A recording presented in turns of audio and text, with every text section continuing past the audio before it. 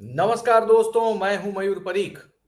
आज के वीडियो में मैं उन बातों का खुलासा करने वाला हूं, उन रणनीति का खुलासा करने वाला हूं, उन कदमों का खुलासा करने वाला हूं जिससे मुंबई के मराठी वोटर मजबूर हो जाएंगे ये सोचने के लिए कि क्या उन्हें ठाकरे बंधु को मतदान करना चाहिए या किसी और को भी।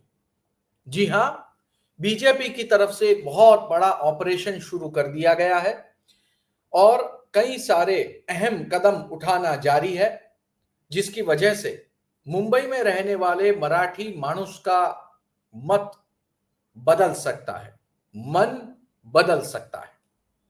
कई सारे कदम उठाए गए हैं। हर एक मुद्दे पर मैं विस्तार से बात करूंगा और आपको समझाऊंगा कि आखिर क्या हो रहा है। फिलहाल तो मुंबई शहर में वातावरण कुछ ऐसा है कि रह रह कर किसी की पिटाई के, किसी के साथ झगड़े के, किसी के साथ विरोध के वीडियो जो हैं वो आ रहे हैं।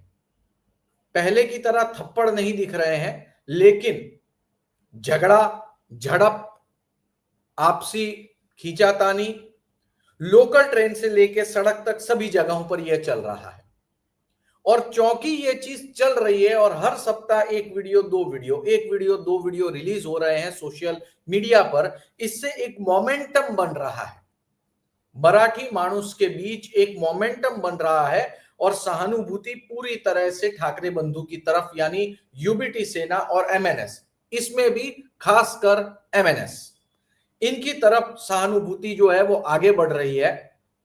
लेकिन बीजेपी ने भी कोई कच्ची गोलियां नहीं खेली। एक और मराठी वोटों को पोलराइज होने दिया और एंटी पोलराइजेशन के तहत दूसरे तमाम मत इकट्ठा हो गए और दूसरी तरफ ऐसे कई सारे कदम उठाए हैं जिससे मराठी मानुष सोचने पर मजबूर हो जाएगा कि उन्हें चुनाव आते आते किसको मत देना है, यह सोचना पड़ेगा। तो पहला कदम मुख्यमंत्री देवेंद्र फडणवीस ने कहा है कि तेलंगाना के साथ सीमा पर जो 14 गांव हैं वो महाराष्ट्र में शामिल होंगे। ये बहुत बड़ी बात है। उद्धव ठाकरे 2.5 साल मुख्यमंत्री थे। सीमांत के गांवों को लेकर उन्होंने कई बार आवाज उठाई है, खासकर बेड़गांव को लेकर। लेकिन दूसरे भी इलाके हैं, उन इलाकों को लेकर, उन बातों को लेकर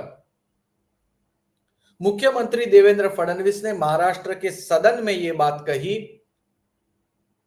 महाराष्ट्र के प्रदेश अध्यक्ष ने यह बात कही कि सीमांत के 14 गांव जो हैं वो महाराष्ट्र में आने वाले दिनों में शामिल होंगे। ये बहुत बड़ी बात है और ये एक ऐसा कन्विंसिंग पॉइंट बनता है जिससे पूरे के पूरी महाराष्ट्र की जनता ये बात मानने पर मजबूर हो जाएगी कि वाकई में बीजेपी स्टेट के लिए कुछ अच्छा काम कर रही है। दूसरी बात, छत्रपति शिवाजी महाराज की मुद्रा भारतीय नौसेना के झंडे पर मौजूद है। अगर आपको याद हो तो एमएनएस का जो पार्टी का झंडा है उस पर जो छत्रपति शिवाजी महाराज की राज मुद्रा कई बार लगाई जाती है, इस राज मुद्रा को प्रधानमंत्री नरेंद्र मोदी ने कदम उठा करके भारतीय नौसेना के झंडे पर उसे अंकित किया गया। ये बात लोगों को याद दिलाई जाएगी कि छत्रपति शिवाजी महाराज के नाम पर सड़क पर एक मेहनत करने वाले, मजदूरी करने वाले आदमी को पीटना क्या वाकई में वो मराठी अस्मिता को आगे बढ़ाने वाली बात है, या फिर ये जो कदम उठाया है इसके ऊपर भी सोचना चाहिए। तीसरी बात, छत्रपति शिवाजी महाराज के 14 किले यूनेस्को की सूची में शामिल हुए। दोस्तों, ये बहुत बड़ी बात है। छत्रपति शिवाजी महाराज का वारिस कौन, इसे लेकर उनकी विचारधारा का वारिस कौन, इसे लेकर लड़ाई हमेशा चलती रहती है।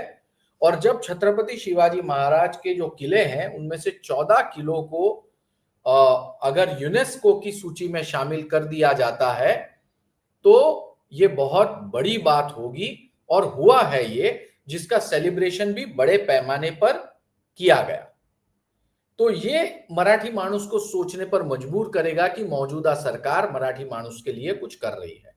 चौथा दांव, धर्मांतरण विरोधी बिल पेश होगा और हिंदुओं का जो धर्मांतरण चल रहा है उस पर रोक लगेगी। जी हां, महाराष्ट्र सरकार एक बिल ड्राफ्ट कर रही है जो कि अगले सेशन में हो सकता है पेश किया जाए और उसी सेशन के दौरान बीएमसी का चुनाव हो सकता है या उसके कुछ समय बाद बीएमसी का चुनाव होगा। तो धर्मांतरण विरोधी जो मामला है उसको बीजेपी तुल देगी और यह साबित करेगी कि जो कन्वर्जन हो रहा है उसको रोकने के लिए बीजेपी सख्त कदम उठा रही है। कुल मिलाकर के बीजेपी हिंदुओं के लिए क्या कर रही है, ये इस बात को लेकर मामला उठेगा और मराठी माणूस एक बार सोचने पर मजबूर हो जाएगा। पांचवा दांव मैंने बताया जैसे धर्मांतरण को लेकर। छठा दांव, गणेशोत्सव को विशेष दर्जा देने से गणेश मंडल खुश। जी हां, पहले बीजेपी के पहली गवर्नमेंट में बीजेपी ने गोविंदा को एक स्टेट फेस्टिवल घोषित किया जिसकी वजह से कई सारे पर्क्स मिले गोविंदा पथकों को। अब की बार बीजेपी जो है वो गणेशोत्सव को विशेष दर्जा दे चुकी है। इससे होगा ये कि ये जो गणेश मंडल हैं उनको सरकार मदद कर पाएगी, उन मंडलों को एक विशेष सुविधा दे पाएगी। ये वही मंडल है जो मंडल लंबे समय तक एमएनएस और यूबीटी सेना के साथ जुड़े हुए हैं, लेकिन सरकार का ये मास्टर स्ट्रोक है जिसकी वजह से बहुत सारे गणेश मंडल अपना ओपिनियन चेंज करेंगे। हो सकता है उनको डायरेक्ट फाइनेंशियल एड मिल जाए और बीएमसी का चुनाव बिल्कुल गणेशोत्सव के बाद में है तो उसका फायदा बीजेपी को मिले। सातवां कदम, जेएनयू दिल्ली में जवाहरलाल नेहरू यूनिवर्सिटी में मराठी भाषा की शिक्षा के लिए 10 करोड़ की लागत से एक बड़ी योजना लागू की गई। यानी कि अब तक मराठी माणूस ये बोलता था, जो मराठी माणूस नहीं बल्कि मैं कहूंगा एमएनएस और यूबीटी सेना के कार्यकर्ता, कि आपको मराठी बोलना नहीं आता। अरे भाई, कोई मराठी सीखेगा तब बोलेगा। और ये जो पीटे जा रहे हैं वो उत्तर भारत के लोग पीटे जा रहे हैं, तो उत्तर भारत में भला मराठी कौन सिखाने गया है? अगर कोई सिखाने ही नहीं गया है तो यहाँ पे कमाने दमाने वाला आदमी पहले मराठी भाषा सीखे या कमाई करे अपनी। इस स्थिति में वहां पर ही आप मराठी भाषा सीख सकें, इसके तैयारी के रूप में जो है जेएनयू में मराठी भाषा सिखाने के लिए 10 करोड़ रुपए की कवि कुसुमाग्रज योजना जो है वो देवेंद्र फडणवीस जो है वो लागू करने जा रहे हैं।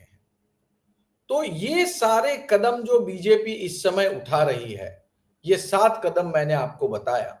इससे ये सवाल उठता है कि क्या बीजेपी के किए हुए काम के आधार पर मराठी आदमी उनको वोट नहीं देंगे? सोचने वाली बात है। क्या मराठी मतों में विभाजन नहीं होगा? सोचने वाली बात है। क्या सभी कोई इस थप्पड़ कांड का समर्थन करेंगे? सोचने वाली बात है। क्या मराठी माणूस में एक बहुत बड़ा ग्रुप ये नहीं सोचेगा कि बीजेपी ने इतने सारे कदम उठाए हैं, इसको भी हमें कहीं ना कहीं गणना में लेना चाहिए, वोटिंग करने से पहले सोचना पड़ेगा। और इसीलिए मेरा यह मानना है कि जैसे जैसे चुनाव नजदीक आएगा, अलग अलग दूसरी चीजें मोमेंटम पकड़ेगी, ऐसे में मराठी माणूस भी मजबूर होगा, वो 100% पोलराइज नहीं होगा और काउंटर पोलराइजेशन 100% होगा, क्योंकि सारे के सारे चपेटे में आ गए हैं। उत्तर भारतीय भी चपेटे में आ गए, गुजराती भी चपेटे में आ गए, मारवाड़ी भी आ गए और दूसरे तमाम लोग आ गए हैं चपेटे में इस थप्पड़ कांड के। तो वो चपेटे में आए तमाम समुदाय के लोग, इसलिए वो इकट्ठा हो जाएंगे और यहां पे मराठी मत विभाजित होंगे, क्योंकि सभी कोई इस बात को लेकर समर्थन नहीं करता। आज सहानुभूति का लाभ एमएनएस और यूबीटी सेना को मिला है, अच्छी बात है, बड़ी बात है। लंबे समय के बाद वो मराठी मतों को, किसी न किसी मराठी वोट को एक साथ लाने में सफल रहे, लेकिन क्या आगे कंटिन्यू कर पाएंगे? सवालिया निशान। और ये जो मैंने 7 कदम आपको गिनाए, इससे जरूर मराठी वोटों में विभाजन होगा या हो सकता है। दोस्तों, देखेंगे आने वाले दिनों में ये बात किस तरह से आगे बढ़ती है। चुनाव को तो अभी ढेर सारा समय है, लेकिन हमारी इस YouTube चैनल के माध्यम से हम बीएमसी चुनाव को लेकर सारी खबरें आपको एक साथ देने का प्रयत्न कर रहे हैं। जैसे जैसे कोई न्यूज कंफर्म हो रही है, हमारे पास कोई एक्सक्लूसिव जानकारी आ रही है, हम आपको दे रहे हैं। इस YouTube चैनल को सब्सक्राइब करें, लाइक करें, फॉलो करें, बेल बटन दबाएं, ताकि हमारा कोई भी नया वीडियो अगर हम रिलीज करते हैं तो उसका नोटिफिकेशन आप आए, आप समय पर देख सकें। चैनल को जरूर सब्सक्राइब कीजिए, क्योंकि यहीं पर आपको बीएमसी चुनाव की सटीक जानकारी मिल पाएगी। ये वीडियो आपने अंत तक देखा, इसके लिए आपका बहुत बहुत धन्यवाद।